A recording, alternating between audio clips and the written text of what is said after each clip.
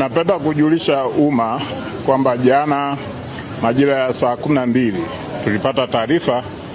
juu ya tukio la watoto watatu kufa maji katika bwawa la kuogelea kule Esperance Hotel.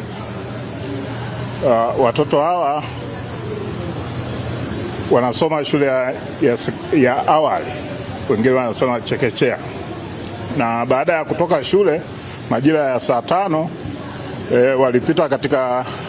hoteli hiyo ambayo kwa sasa hivi inaendelea na ukarabati, kwa maana kwamba shughuli za kibiashara katika hoteli hiyo zimesitishwa.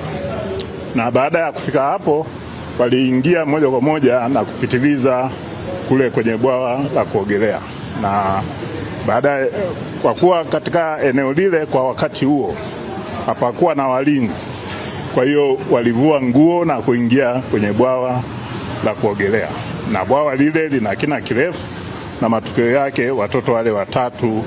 walifariki dunia. Sisi baada ya kupata taarifa tulifika eneo la tukio, kwanza kukagua tukio, lakini pia kufanya uchunguzi. Ni kweli tukio hilo limetokea kama ambavyo nimetangulia kusema, lakini kwa ujumla wake tunachosema maeneo yote ambayo tunajua ni hatarishi, kwa maana mfano sehemu ambazo zina swimming pool, basi muda wote kuwe na ulinzi au kuwe na udhibiti unaowafanya watoto wasiweze kufikia maeneo hayo, na hata kama wanafikia basi wahusika wa eneo hilo waweze kutoa maelekezo kwa wahusika kwamba ni eneo linalozuiliwa kwa muda kwa wakati huo, na ili kuepusha madhara. Tunasema mwenye eneo ana jukumu, tunasema duty of care,